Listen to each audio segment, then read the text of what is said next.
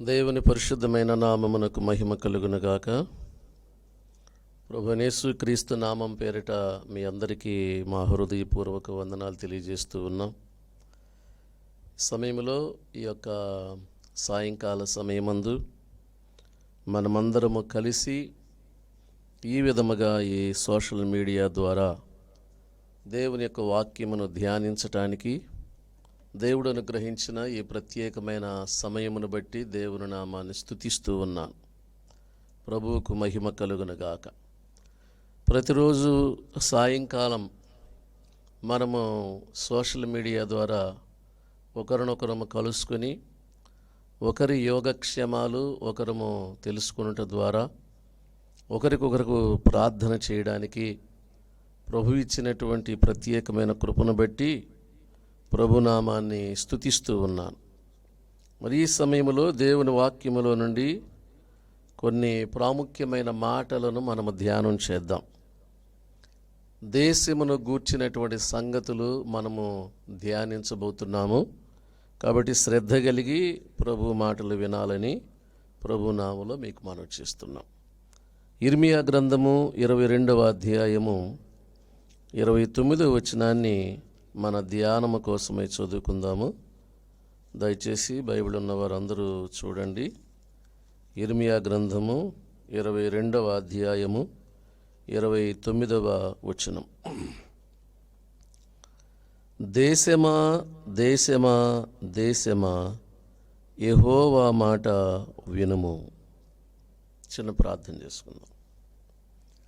స్తోత్రము నాయన, ప్రేమ నమ్మకము కలిగిన మా ప్రియ పరలోకపు తండ్రి, జీవాధిపతివైన మా రక్షకుడా, సర్వోన్నతుడైన మా తండ్రి, సకల ఆశీర్వాదములకు కారణభూతుడా, మీ పరిశుద్ధమైన పాదములకు వందనాలు, స్తుతులు, స్తోత్రాలు చెల్లిస్తూ ఉన్నాం.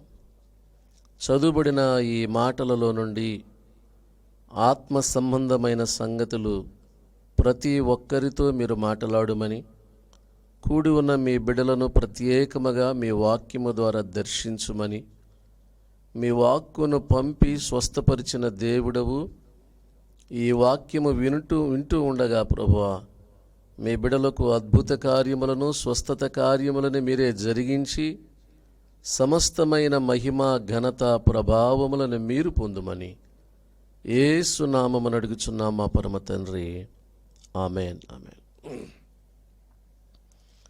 బైబిల్ గ్రంథములో మనం చదువుకున్న ఈ మాటలు భక్తుడైన ఇర్మియా ద్వారా దేవుడు దేశముతో మాట్లాడుతూ ఉన్నాడు. దేశముతో దేవుడు ఏమని మాట్లాడుతున్నాడు అంటే, ఆయన సంబోధన ముమ్మారు సంబోధించాడు. దేశమా దేశమా దేశమా అని 3 సార్లు దేవుడు దేశమును పలుకరించాడు. ఆయన సంబోధన దేశమును గూర్చి, ఆయన ఒక జనాంగముతో కానీ లేకపోతే ఒక తెగతో కానీ ఒక జాతితో కానీ లేదా ఒక కుటుంబముతో కానీ మాట్లాడడం కాకుండా దేశముతో దేవుడు మాట్లాడుతున్నాడు. దేశములతో దేవుడు మాట్లాడే సమయాలు ఉన్నాయి. ఆయన దేశములతో మాట్లాడుతూ ఉండే దేవుడు. ప్రపంచములో అనేకమైన దేశములు ఉండగా ప్రతి దేశమును దేవుడు సంబోధిస్తూ ఉన్నాడు.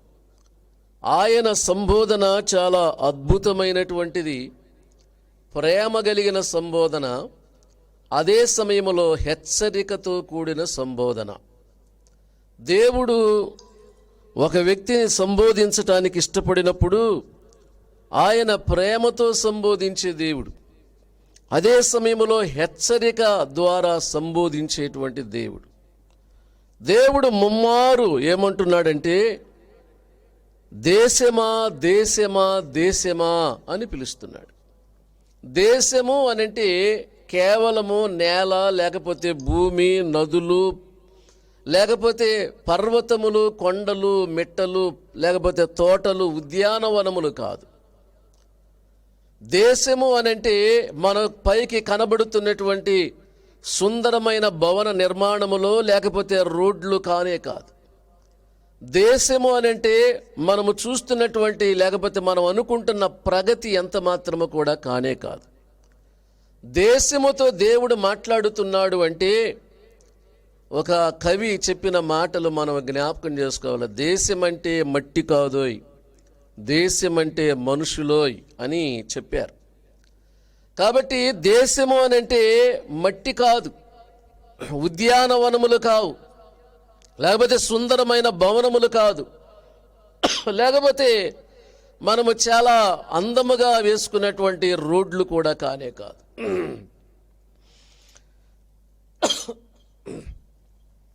దేవుని వాక్యం ఏమని చెబుతుంది అంటే దేశము అంటే మనుషులు, దేశము అంటే మనుషులై ఉన్నారు అనే సత్యాన్ని మనము గుర్తించాలి.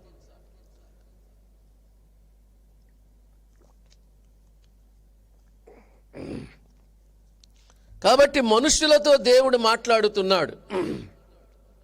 ఏమని మాట్లాడుతున్నాడు అంటే యెహోవా మాట వినుము, దేవుని మాట వినాలి, దేవుని మాటకు లోబడాలి, ఆయన మాట మీద మనుషులు చెవిని పెట్టాలి. ఆయన ఏమి మాట్లాడుచున్నాడు, ఆయన ఏమి హెచ్చరిస్తూ ఉన్నాడు, ప్రేమతో ఆయన ఎలా సంబోధన చేస్తూ ఉన్నాడు, ఒకసారి ఆలోచన చేయవలసిన అవసరత, దేవుని మాట మీద దృష్టిని కేంద్రీకరించవలసినటువంటి ఆవశ్యకత ఎంతైనా ఉన్నది. దేవుడు ఇక్కడ మాట్లాడుతూ ఏమన్నాడు అంటే ముమ్మారు ఆయన పలికాడు, దేశమా దేశమా దేశమా. దేవుడు ఒకసారి మాట్లాడతాడు, రెండవసారి మాట్లాడతాడు, ఆయన మూడవసారి కూడా మాట్లాడే దేవుడు. మొదటిసారి ఆయన మాట వినాలి, కనీసం రెండవసారైనా ఆయన మాట వినాలి, కాకపోతే మూడవసారైనా ఆయన మాట తప్పకుండా వినాలి అని ప్రేమ కలిగిన దేవుడు కోరుతూ ఉన్నాడు. ఒకసారి ఆయన మాట్లాడి హెచ్చరించి వదిలేయవచ్చునేమో, కానీ దేవుడు ముమ్మారు హెచ్చరిస్తూ ఉన్నాడు. ముమ్మారు అనే పదము ఆయా సందర్భాలలో బైబిల్ గ్రంథంలో మనము చూస్తూ ఉంటాం.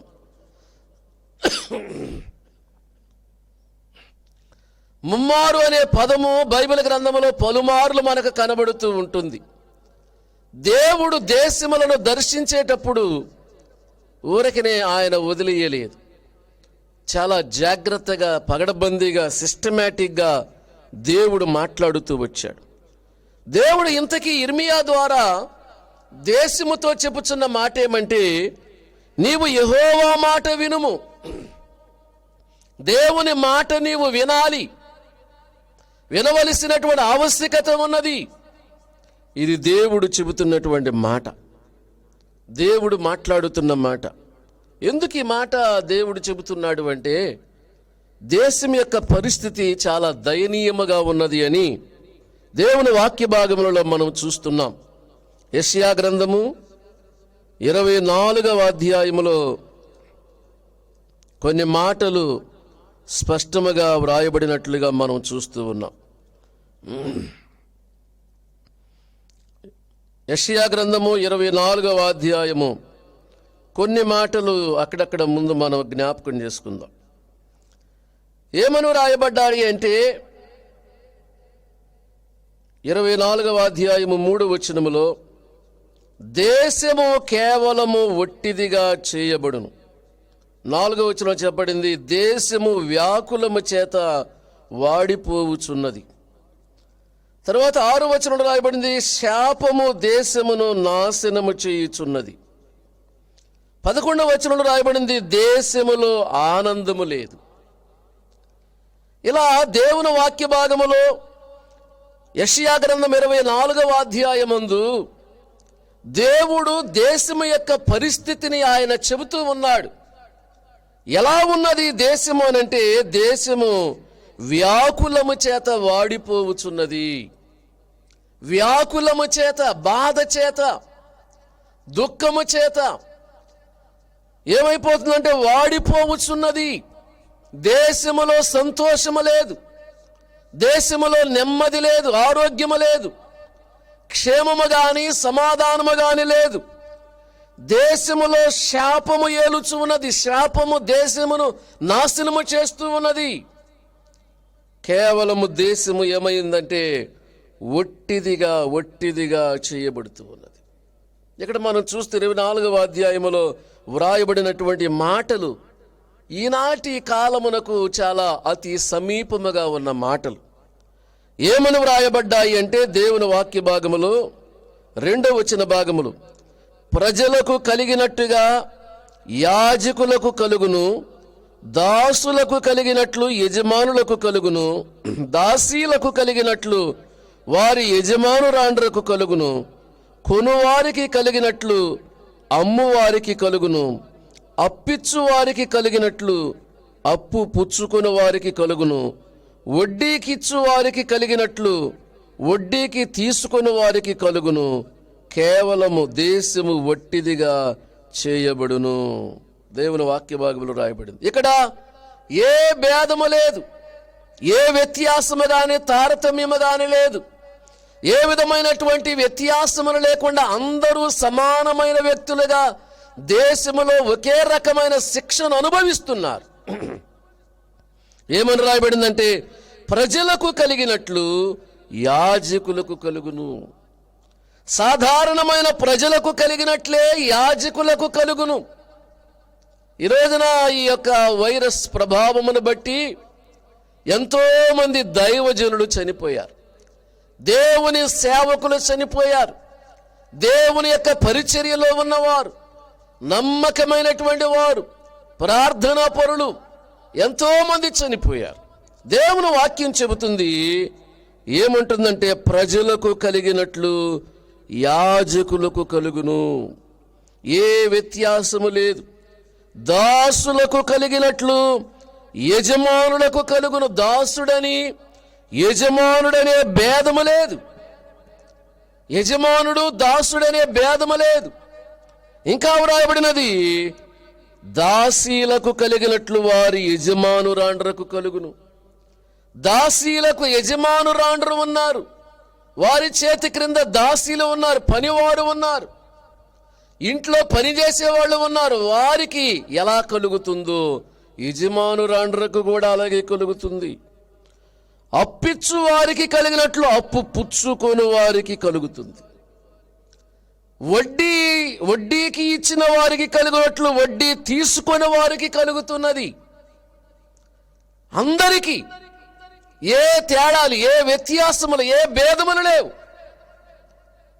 దేశములో శాపము రాజ్యమేలుతూ ఉన్నది.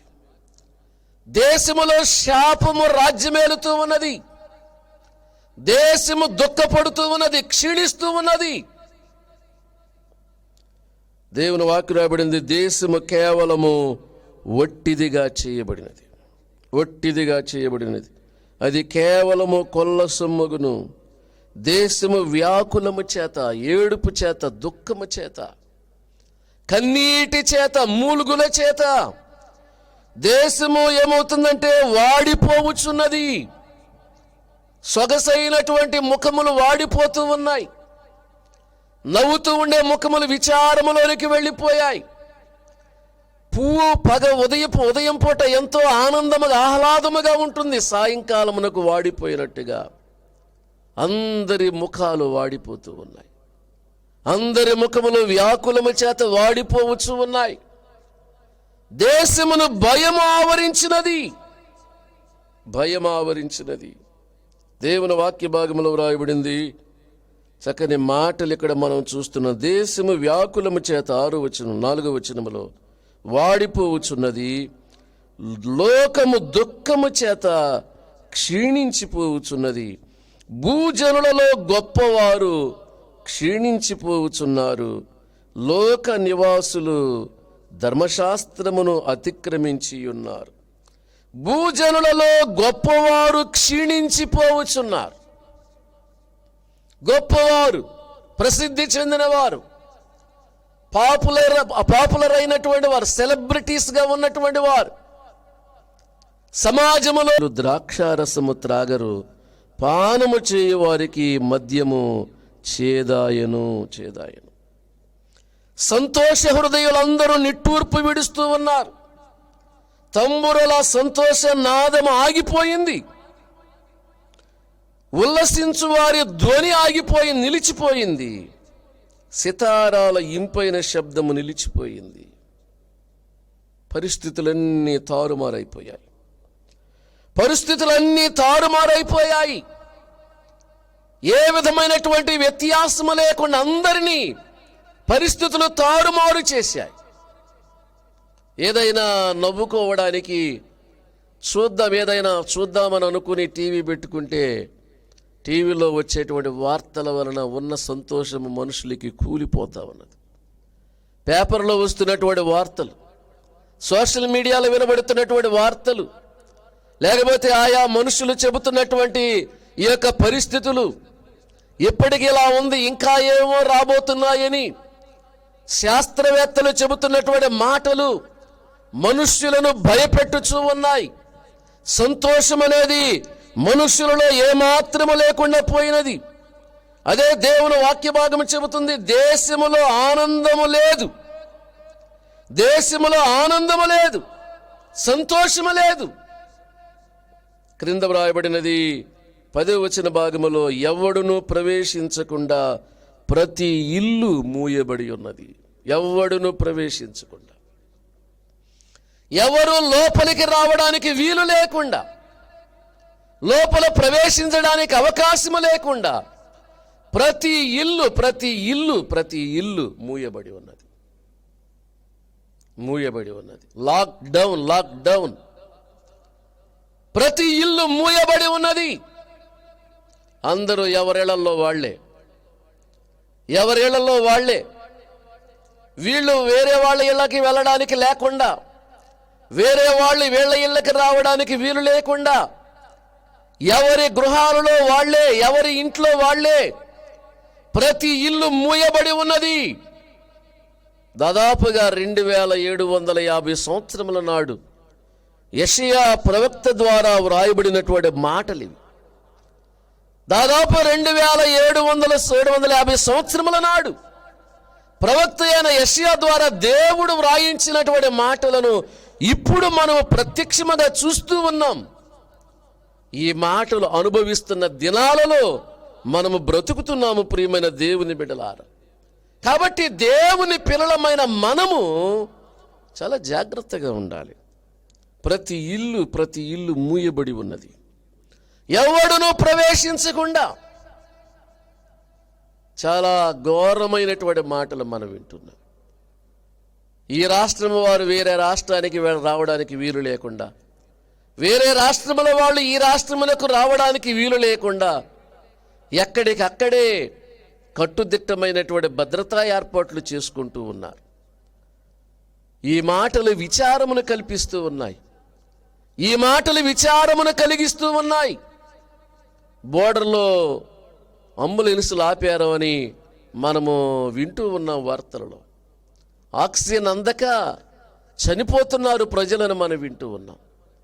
రోగులతో వెళుతున్నటువంటి అంబులెన్సులను మార్గ మధ్యములో ఆపివేశారు బోర్డర్స్లో. ఈ ఇంటిలో ఇంకొకళ్ళు ప్రవేశించకుండా, ఆ ఇంటిలోనికి ఇంకొకళ్ళు రాకుండా ప్రతి ఇల్లు మూయబడినది. భయంకరమైన పరిస్థితులు దేశములో సంభవిస్తూ ఉన్నాయి. ప్రియమైనటువంటి దేవుని బిడలారా, దేవుని వాక్య భాగములో దేవుడు చెబుతున్నాడు. ఏమన్నాడు అంటే 17వ వచన భాగములో, భూనివాసి నీ మీదికి భయము వచ్చెను, నీ మీదికి భయం వచ్చేసింది. ఎక్కడ చూసిన భయం, ఎవరిని చూసిన భయం, ఎవరితో మాట్లాడాలన్న భయం, ఎవరి దగ్గరికైనా వెళ్ళాలన్న భయం, ఎవరిని ఇంటికి రమ్మనాలన్న భయం, ఎవరికి ఏముందో తెలియదు, ఎవరికి ఏ వైరస్ ఉందో తెలియదు. అది ఉన్నట్టుగా కూడా తెలియట్లేదు, అది ఉన్నట్టు కూడా తెలియడం లేదు. పరిస్థితులు చాలా ఘోరముగా ఉన్నాయి. భయము వచ్చేసింది. భయము వచ్చింది. భూనివాసిని మీదకి భయము వచ్చింది. భూమి బొత్తిగా బద్దలైపోవచ్చున్నది. కేవలము భూమి బహుగా దద్దరిల్లిపోతా ఉన్నది. బహుగా దద్దరిల్లిపోతూ ఉన్నది భూమి. వాక్యములో ఇంకా మనం చూస్తున్న యెషయా గ్రంథము 33వ అధ్యాయము 9వ వచన భాగంలో దేవుడు మాట్లాడుతూ ఇలా అన్నాడు, దేశము దుఃఖించి క్షీణించుచున్నది. దేశము దుఃఖపడి క్షీణిస్తూ ఉన్నది. క్షీణిస్తూ ఉన్నది. భూమి దుఃఖపడుతున్నది, క్షీణిస్తూ ఉన్నది. దేవుని వాక్య భాగములో భయంకరమైన 24:20 వచనం రాయబడింది. 3వ భాగములో, భయంకరమైన వర్తమానము విని పారిపోవాడు గుంటలో పడును, గుంటను తప్పించుకునేవాడు ఉరిలో చిక్కుకొనును. చాలా ప్రమాదంగా ఉంది. గుంటలో పడతాడు, గుంటను తప్పించుకున్నవాడు ఉరిలో పడతాడు. ఇది పోయింది అని అనుకునేసరికి ఇంకొకటి, ఇది పోతుంది అనుకునేసరికి ఇంకొకటి, అది పోతుంది అనుకునేసరికి ఇంకొకటి, ఒకదాని మీద ఒకటి వచ్చి మనుష్యుని మీద, దేశం మీద, ప్రజల మీద, భూనివాసుల మీద దాడి చేస్తూ ఉన్నాయి. దేశము ఏం చేస్తుందంటే దుఃఖపడుతూ ఉన్నది. దేశము దుఃఖపడుతున్నది. యెషయా గ్రంథం 33వ అధ్యాయం ఇంతకుముందు చదువుకున్నాం. 9వ వచన భాగంలో దుఃఖపడిపోతూ ఉన్నది. 11వ వచనంలో ఇదే 33వ అధ్యాయం 11వ వచనం రాయబడింది. 2వ భాగంలో, మీ ఊపిరియే అగ్ని అయినట్టు మిమ్మును దహించి వేయుచున్నది. మీ ఊపిరియే అగ్ని అయినట్టు, ఊపిరే అగ్నిలాగా మారి మనుషులను దహిస్తూ ఉన్నది, కాల్చివేస్తూ ఉన్నది. చాలా భయంకరమైన మాటలు బైబిల్ గ్రంథంలో వ్రాయబడ్డాయి. ఎందుకు ఇలా జరుగుతుంది? ఎందుకు ఇలాంటి పరిస్థితులు వచ్చాయి? ఎందుకు ఎంత భయంకరమైనటువంటి స్థితి కలిగింది అని మనము ఆలోచన చేసినట్లయితే దేవుని వాక్య భాగములో కొన్ని మాటలు ఇక్కడ వ్రాయబడ్డాయి. దేవుని వాక్య భాగములో ఏమన్నాడు అంటే, ఇర్మియా గ్రంథం 3వ అధ్యాయములో, అలాగు జరుగు దేశము బహుగా అపవిత్రమగును గదా, అపవిత్రమగును గదా, దేశము బహుగా అపవిత్రమగును గదా, అయినను నీవు అనేకులైన విటకాండ్రతో వ్యభిచారము చేసిన భయంకరమైనటువంటి పాపములో ఉన్నారు. ఎందుకు ఇలాంటి పరిస్థితి? ఎందుకు ఇలాంటి పరిస్థితి? ఎందుకు ఇలాంటి పరిస్థితి అంటే దేవుడు మాట్లాడుతున్నాడు. దేశము బహుగా అపవిత్రమైనది. అలాగూ జరుగుతున్నటువంటి కార్యములను బట్టి దేశం అపవిత్రమవుతున్నది. ఏంటి కార్యాలు? ఏంటి కార్యములు అంటే దేవుని వాక్య భాగములో దేవుడు చెప్పాడు. 2వ వచన భాగములో, 2వ భాగములో, నీ వ్యభిచారముల చేతను, నీ దుష్కార్యముల చేతను నీవు దేశమును అపవిత్రపరుచుచున్నావు. ఇది జరుగుతున్నటువంటి కార్యం. దేశం అపవిత్రమైనది. దేనిని బట్టి అంటే నీ వ్యభిచారముల చేతను, నీ దుష్కార్యముల చేత, భయంకరమైనటువంటి వ్యభిచారముల చేత. గత కాలములో మనం విన్నాం, చిన్న చిన్న పిల్లల మీద బలవంతము చేశారు, అత్యాచారాలు చేశారు, వ్యభిచారములు చేశారు. పసిపిల్లల మీద వావి వరుసలు లేకుండా భయంకరమైనటువంటి దుర్వార్తలు, ప్రమాదకరమైనటువంటి వార్తలు మనము విన్నాం. చిన్న పిల్లలు, పసిపిల్లల మీద అఘాయిత్యాలు చేశారు. చిన్న బిడ్డలు, వారికి ఏం తెలియదు, వారి పరిస్థితులు ఏం తెలియదు, వారికి అసలు మనోవికాసం లేదు, వారికి అసలు జ్ఞానము రాలేదు. వారి యొక్క జీవితంలో ఎంత క్షోభ అనుభవించారో, ఎంత అల్లాడిపోయారో, దేశమును అపవిత్రపరుస్తూ ఉన్నారు దుష్కార్యములను బట్టి. దేశమును అపవిత్రపరుస్తూ ఉన్నారు వ్యభిచారములను బట్టి. దేవుని వాక్యము సెలవిస్తుంది, దేశము క్షీణిస్తూ ఉన్నది, క్షోభిస్తూ ఉన్నది, ఏడుస్తూ ఉన్నది. దేశము ఏడుస్తూ ఉన్నది, ఏడుపుకు గురి చేశారు. చేయాల్సిందంతా చేసి ఇప్పుడు మనుషులు హైరాణ పడిపోతూ ఉన్నారు, ఇబ్బంది పడిపోతూ ఉన్నారు. ఏం చేయాలా అని అటు ఇటు వెతుకుతూ ఉన్నారు. ఘోరమైన దుష్క్రియలు చేశారు, ఘోరమైన దుష్కార్యములు చేశారు.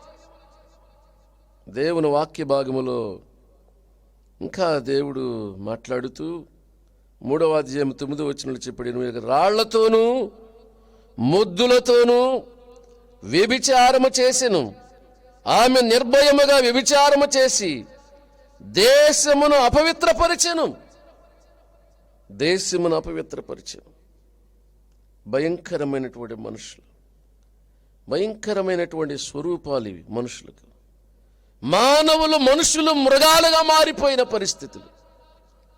మృగముల వలె వారి యొక్క నీచమైనటువంటి ప్రవృత్తిని, నీచమైనటువంటి ప్రవర్తనను వెల్లడి చేసినటువంటి దుస్థితి ఇది. దేశమునకు పట్టిన భయంకరమైన దరిద్రం, శాపము దేశములో ఉన్నది, ఊరకనే రాలేదు. శాపగ్రస్తమైన దానిని మార్చివేశారు. శాపగ్రస్తమైన దానిని మార్చివేశారు.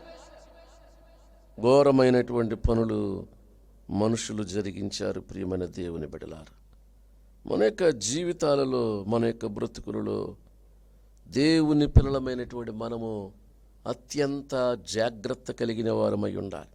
దేవుని వాక్యం సెలవిస్తుంది, దేశమా మళ్ళీ ఇంకోసారి దేవుడు చెప్పాడు, దేశమా యెహోవా మాట వినుము, యెహోవా మాట విను. ఆయన చెబుతున్నాడు. ఇంకా ఏమని మాట్లాడుతున్నాడు? ఇర్మీయా గ్రంథం 4వ అధ్యాయము 5వ వచనం రాయబడింది, దేశములో బూర ఊదుడి, గట్టిగా హెచ్చరిక చేయుడి.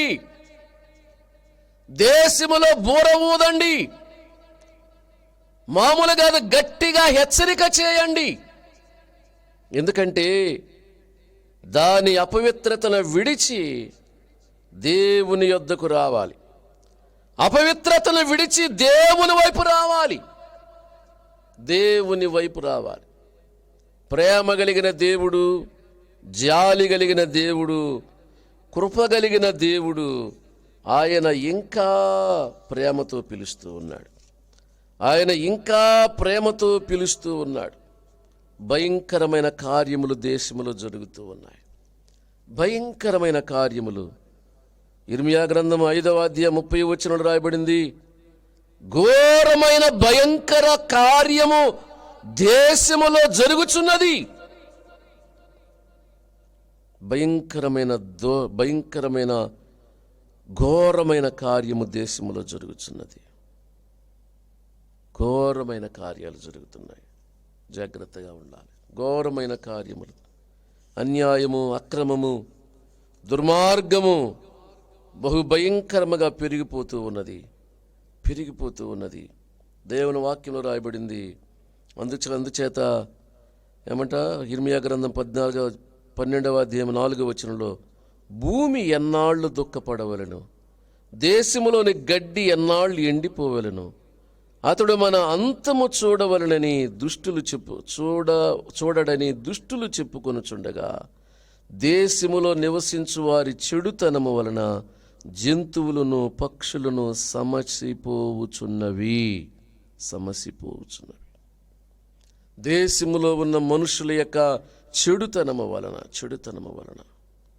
దేశములో నివసించుచున్న వారి చెడుతనము వలన, దుష్కార్యముల వలన, వ్యభిచారముల వలన దేశము పాడైపోతూ ఉన్నది. వాళ్ళు ఎట్టపోతే నాకేంటిలే అని అనుకుంటున్నారేమో. ఆమె ఎలా పోతే నాకేంటిలే, ఎవరి గురించి వాళ్ళు చూసుకుంటారులే అనే ఆలోచనలో ఉన్నారేమో. కానీ ఇవి భయంకరమైనటువంటి పాపములు, తీవ్రమైన పాపములుగా దేవుడు పరిగణిస్తూ ఉన్నాడు. తీవ్రమైన నేరములుగా దేవుడు పరిగణిస్తూ ఉన్నాడు. అందుకే దేశములో శాపము ఉన్నది. యెషయా గ్రంథం 24వ అధ్యాయం చదువుకోండి ఇంటికి వెళ్ళిన తర్వాత. చాలా సంగతులు ప్రస్తుత కాలమునకు తగినట్టుగా ఎన్నో సంగతులు అక్కడ వ్రాయబడ్డాయి. ఏ భేదము లేదు, అందరూ సమానంగా ఉన్నారు ఆ శాపము క్రింద, ఆ తెగులు క్రింద అందరూ సమానముగా ఉన్నారు. ఏ భేదము లేదు. దాసుడని భేదం లేదు, యజమానులని భేదం లేదు. దాసి అని భేదం లేదు, యజమానులు అంటారని భేదం లేదు. అప్పు తీసుకున్నవారని భేదం లేదు, అప్పు ఇచ్చిన వారని భేదం లేదు. వడ్డీ తీసుకున్నవారని భేదం లేదు, వడ్డీ ఇచ్చిన వారని భేదం లేదు. అధికారులని భేదము లేదు, సామాన్యులని భేదము లేదు. అందరూ క్షోభిస్తూ ఉన్నారు. దేశమంతా దుఃఖపడుతూ ఉన్నది. ప్రతి ఒక్కరికి భయము వచ్చేసింది. ఘోరమైన కార్యములు జరుగుతున్నాయి. మన బ్రతుకులు ఎలా ఉన్నాయి? దేవుడు చెబుతున్నాడు, చెడుతనము విడిచిరమ్మని. నీ చెడుతనమును విడిచిరా. నీ చెడుతనను ఆధారము చేసుకొని జీవిస్తున్నావు, దాన్ని విడిచిరమ్మని దేవుడు చెబుతున్నాడు. ఒకవేళ విడిచి వస్తే దేవుడు దేశమును క్షమించే దేవుడు. చెడుతనమును విడిచి వస్తే దేవుడు క్షమించే దేవుడు. సొదొమ గొమొర్రా అనే పట్టణములు చెడుతనమును విడిచిపెట్టలేదు. దేవునికి ఎంతో వ్యతిరేకముగా ప్రవర్తించాయి. దేవునికి ఎంతో వ్యతిరేకముగా ప్రవర్తించాయి. ఆకాశము నుండి అగ్ని దిగివచ్చి అగ్ని గంధకముల చేత సొదొమ గొమొర్రా ఆద్మ సెబోయిము 4 పట్టణములు దహించి వేయబడ్డాయి. నినవే పట్టణపు వారు చెడుతనమును మానుకొని జీవమగల దేవుని వైపు తిరిగారు. పశ్చాత్తాపడి వారు ప్రార్థన చేశారు. తమ పాపములను గురించి పశ్చాత్తాపడి ప్రభువును క్షమించమని అడిగారు. మహా కనికరమ కలిగిన దేవుడు, ప్రేమ కలిగిన దేవుడు, మనుష్యులను ప్రేమిస్తూ మనుష్యులు చేస్తున్న పాపమును మాత్రమే ద్వేషించేటువంటి దేవుడు. ప్రేమతో ఆయన మరొక్కసారి వారిని జ్ఞాపకం చేసుకొని వారి పాపములు క్షమించి వారి దేశమును దేవుడు కనికరించాడు. ఈ రోజున కూడా దేవుడు మన దేశమును కనికరించినట్లు మనమందరము ప్రార్థించవలసిన వారమై ఉన్నాం. చెడుతనమును విడిచిపెట్టాలి, దుష్కార్యములను విడిచిపెట్టాలి, కామ వికారపు చేష్టలను విడిచిపెట్టాలి. శరీర సంబంధమైనటువంటి దుష్కార్యములు మన జీవితంలో ఏమి ఉన్నా వాటిని విసర్జించాలి. సొదొమ మనుషులు దానిని విసర్జించలేదు. వారు శాపమునకు, కోపమునకు, ఉగ్రతకు గురి అయ్యారు. ఇదిగో ప్రియమైన దేవుని బిడ్డలారా, దేవుని వాక్యము సెలవిస్తుంది, దేవుడు మనల్ని ప్రేమిస్తున్న మాట నిజమే. కానీ ఊరికనే మీరు ఎలా ఉన్నా సరే ప్రేమించేస్తాడు, మేలు చేస్తాడు, సహాయం చేస్తాడని నేను చెప్పట్లేదు. కానీ దేవుడు నిన్ను ప్రేమిస్తున్నాడు. దేవుడి నీ మీద జాలి కలిగి ఉన్నాడు. అది వాస్తవమే, అది వాస్తవం, 100% వాస్తవం. అయితే నీ చెడుతనమును విడిచి వస్తే, ఎవరి చెడుతనమును వారు విడిచి వస్తే వారిని దేవుడు కనికరించే దేవుడు, వారిని దేవుడు ఆదరించే దేవుడు, వారిని దేవుడు బలపరిచే దేవుడు. ఏ పరిస్థితుల్లో ఉన్నా, ఎంతటి ఘోరమైన క్లిష్ట పరిస్థితుల్లో ఉన్నా, నీ పరిస్థితి ఎంత దారుణమై తీవ్రమైపోయినటువంటిదైనా, మరణము తప్పించుట ప్రభువైన యెహోవా వశము. మరణమును తప్పించే దేవుడు, మరణ బంధకముల నుండి విడిపించే దేవుడు, గాఢాంధకారపు లోయలో నిన్ను బయటికి రప్పించే దేవుడు, భయంకరమైన దుస్థితి నుండి నీ ప్రాణమును కాపాడే దేవుడు. ఆపత్కాలమందు ఆయన నమ్ముకొనదగిన సహాయకుడు. నిజంగా నీవు ఆయన వైపు చూస్తే ఆయన నీకు ఆశ్రయ దుర్గముగా ఉంటాడు. ఆయన నీకు విమోచన దుర్గముగా ఉంటాడు. ఆయన నిన్ను విడిపిస్తాడు, ఆయన నిన్ను రక్షిస్తాడు, ఆయన నిన్ను బలపరుస్తాడు. నిశ్చయముగా ఆయన నీకు సహాయం చేస్తాడు. అలాంటి సహాయము దేవుడు నీ జీవితానికి అనుగ్రహించాలి అని, నీ కుటుంబానికి అనుగ్రహించాలి అని, నీ పరిస్థితులు ఏ విధముగా ఉన్నా ఆ పరిస్థితి నుండి నీవు విడుదల పొందడానికి, నీ చెడుతనమును విసర్జించి ప్రభు యొద్దకు రావాలని ప్రభు సేవకునిగా మీకు మనవి చేస్తూ ఈ నా మాటలు ముగిస్తున్నాను. దేవుడి మాటలు మన కొరకు దీవించి ఆశీర్వదించునుగాక. ఆమేన్. ప్రార్థన చేసుకుందాం. ప్రార్థన. స్తోత్రము నాయన, మహాగణుడును పరిశుద్ధుడు అయిన మా ప్రియ పరలోకపు తండ్రి, జీవాధిపతి అయిన మా దేవ, సర్వోన్నతుడు అయిన మా రక్షకుడా, సకలాశీర్వాదములకు కారణభూతుడు అయిన మా ప్రియ రక్షకుడా, మీకు వందనాలు చెల్లిస్తూ ఉన్నాం. ఇదిగో ఈ యొక్క సాయం సమయములో ఇదిగో మీ వాక్యముని ఇలా ధ్యానించటానికి మీరు మాకు ఇచ్చిన ఈ గొప్ప భాగ్యమును బట్టి మీకు స్తుతులు చెల్లిస్తున్నాం. వాక్యము వినిన మీ బిడ్డలందరినీ మీరు దీవించండి, ఆశీర్వదించండి.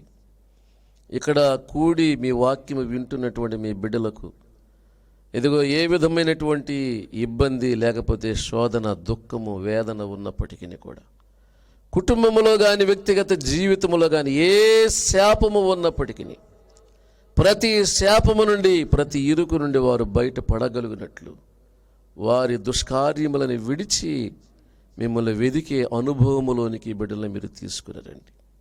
నిశ్చయముగా ఈ బిడ్డలను దీవించండి, నిశ్చయముగా ఆశీర్వదించండి. ప్రతి బలహీనతను తొలగించండి, ప్రతి విధమైనటువంటి అపవిత్రతను మీరు తీసివేయండి. కుటుంబములో కానీ జీవితములో కానీ ఏ శోధన ఉన్న యేసు నామములో మీరే తొలగించి నజరేయుడైన యేసు నామములో అద్భుతాలు ఈ బిడ్డల కోసం మీరు జరిగించమని ప్రార్థన చేస్తున్నాం. అలాగే మా ప్రభువా, ఇదిగో నాయన, మరి మా సంఘమును మీరు దీవించండి. సంఘ బిడ్డలందరినీ, వారి కుటుంబాలను దీవించండి. సంఘములో ఉన్న ప్రతి వ్యక్తిని మీరు ఆశీర్వదించండి, బలపరచండి. దయగలిగిన మీ రెక్కల నీడకై బిడ్డలందరిని అప్పగిస్తున్న మీ హస్తాలను మీరే భద్రపరచండి, ఆశీర్వదించండి, స్థిరపరచండి. అలాగే మా ప్రభువా, మరి మా రాష్ట్రము కోసమే ప్రార్థిస్తున్నాం, మా దేశము కోసమే ప్రార్థిస్తూ ఉన్నాం. మా దేశమును, మా రాష్ట్రమును మీరు కనికరించండి. దేశమా దేశమా దేశమా, యెహోవా మాట వినుమని మీరు సెలవిచ్చారు. ఇదిగో మీ మాట వినగల చెవిని మా దేశమునకు మీరు అనుగ్రహింపచేయండి, మా రాష్ట్రమునకు అనుగ్రహింపచేయండి, మా ప్రజలకు మీరు అనుగ్రహింపచేయండి. ఇదిగో మా జనాంగమునకు మీరు అనుగ్రహింపచేయండి. మీ స్వరము వినుటలో గొప్ప దీవెన ఆశీర్వాదములు ఉన్నాయి. ఆ దీవెన ఆశీర్వాదములు అనుభవించగలిగే భాగ్యమునిచ్చి మేలులతో తృప్తిపరచమని అనారోగ్యముతో పీడించబడుతున్న బిడ్డల కొరకు ప్రార్థన చేస్తున్నాం. నజరేయుడైన యేసు నామములో ప్రతి ఒక్కరిని మీరు విడిపించమని, ఇదిగో నాయన వైరస్ బారి నుండి విడిపించమని, హాస్పిటల్లో ఉన్న రోగులకు స్వస్థతని మీరు దయచేయమని, వైద్య బృందమును మీరు దీవించండి, నర్సులు మీరు దీవించండి, పోలీస్ సిబ్బందిని మీరు దీవించండి, మున్సిపల్ కార్మికులను మీరు దీవించండి, మా రాష్ట్రమును పరిపాలిస్తున్న నాయకులను దీవించండి. అలాగే మా దేశమును పరిపాలిస్తున్న నాయకులను మీరు దీవించండి, ఆశీర్వదించండి, కృపలో మీరు భద్రపరచండి. ఇదిగో మీ మంచి గైడెన్స్ మీరు అనుగ్రహింపజేసి మీ దీవెనలతో మీరు బలపరచమని, కృప చొప్పున మీరు ఆదరించి సహాయం దయచి దయగలిగిన మీరు ఎక్కల నీడకై ఇదిగో నాయన కూడిన బిడ్డలందరినీ, వాక్యమైన బిడ్డలందరినీ కూడా అప్పగిస్తూ యేసు నామమున అడిగి వేడుకొనుచున్నాం మా పరమ తండ్రి, ఆమేన్. మన తండ్రి అయిన దేవుని ప్రేమయు, కుమార రక్షుడను ప్రభువైన యేసు క్రీస్తు వారి కృప, పరిశుద్ధాత్మ దేవుని సహవాసము, సన్నిధి, సమాధానము మనకును ఆయన సన్నిధిని ప్రార్థించగల పరిశుద్ధులకు ఇప్పుడు ఎల్లప్పుడూ ప్రభు రాకడ పర్యంతరం సదాకాలము తోడే నడిపించునుగాక.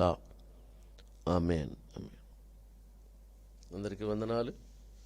దేవుడు మిమ్మల్ని అందరినీ దీవించి ఆశీర్వదించి తన కృపలో వర్ధిల్లింపచేయునుగాక. ఆమేన్.